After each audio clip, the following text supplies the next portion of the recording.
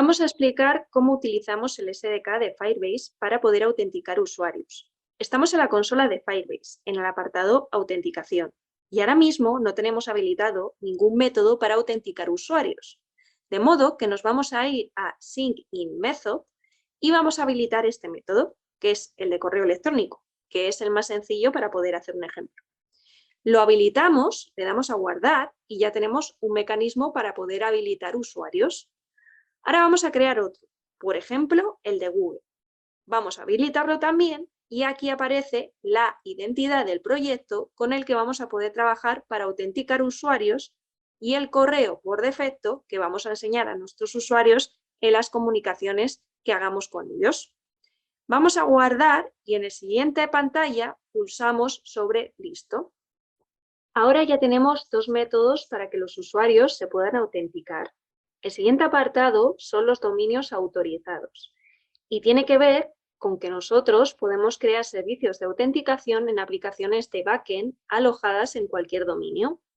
Para poder habilitar seguridad de autenticación en esas aplicaciones que hemos creado con nuestro backend, tenemos que registrarlas aquí para que Firebase pueda autorizar este servicio. En el siguiente apartado, en Templates, vemos cómo son los modelos de los correos electrónicos que vamos a enviar para diferentes operaciones que hacemos con los usuarios. Por ejemplo, aquí estamos viendo la plantilla de correo electrónico que mandamos para verificar la dirección de un correo electrónico. También podemos ver el mensaje que mandamos cuando restablecemos la contraseña, cuando cambiamos la dirección del correo de usuario, y aquí podemos configurar diferentes elementos de SMTP para enviar correos electrónicos de diferente manera. En este apartado vemos la plantilla que podemos enviar a un usuario para que verifique su número de teléfono a través de un SMS. Todos estos mensajes los podemos configurar en diferentes idiomas. Aquí tenemos todos los idiomas en los que podemos configurar estos mensajes.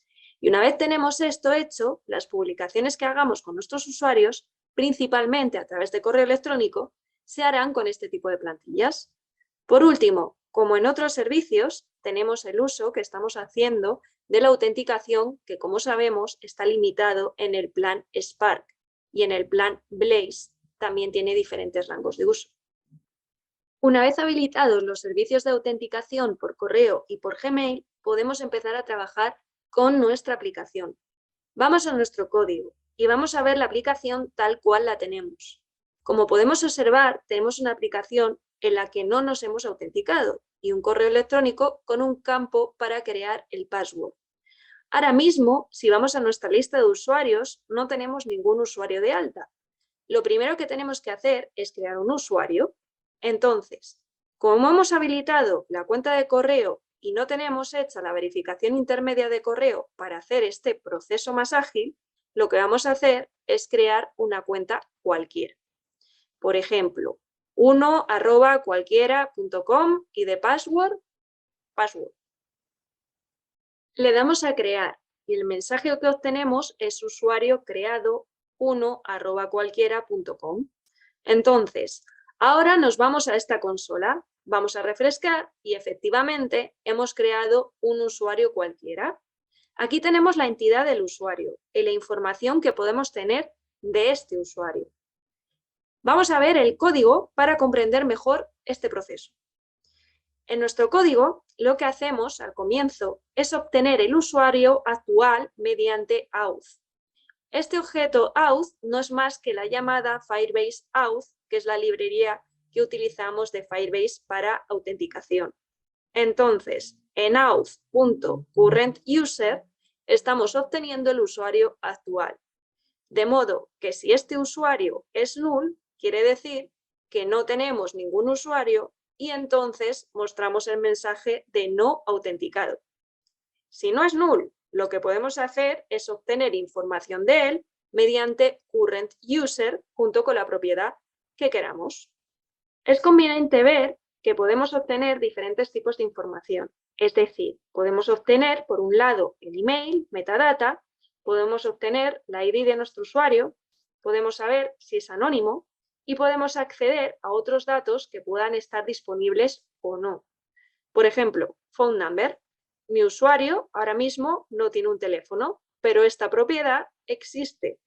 Entonces, dependiendo de cómo creemos las cuentas de los usuarios, vamos a poder acceder a esta información. Display name sí que lo podemos obtener porque es el correo electrónico que tiene nuestro usuario por defecto.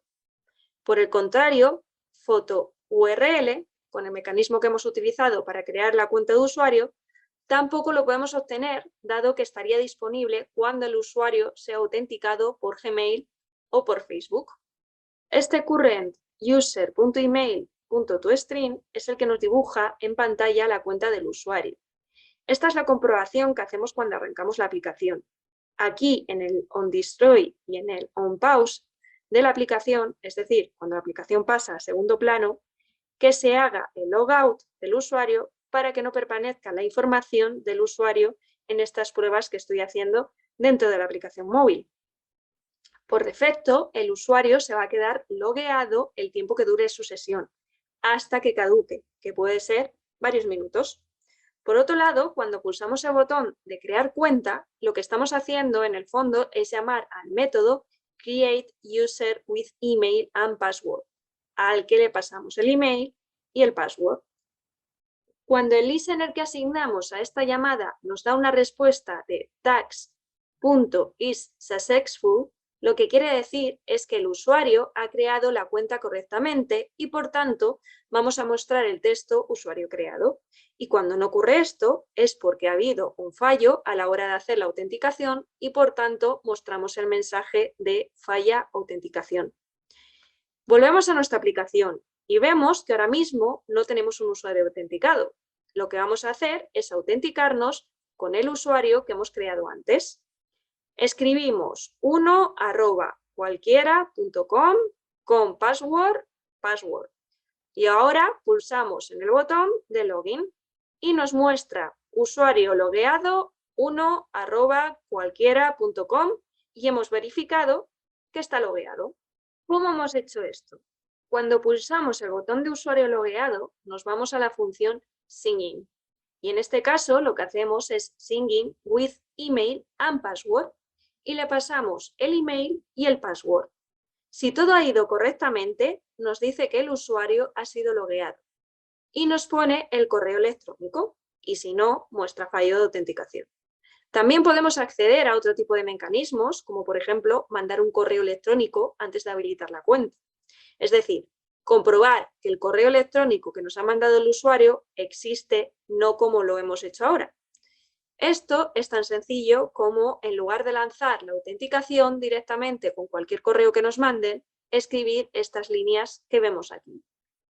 Cuando mandamos un correo de verificación, el listener que nos devuelve nos va a dar la información de si el correo es correcto o no. Es decir, que si este listener lanza el correo de usuario es correcto, y entonces ahí sí que esta parte del código ejecutaría la creación del usuario. Hemos visto una versión simplificada de cómo gestionar a los usuarios en las aplicaciones de Android mediante el SDK. Tenemos más opciones, como hemos visto, y cada una tiene sus pequeñas singularidades, por lo que cada método de creación de usuario requerirá una configuración aparte de Firebase.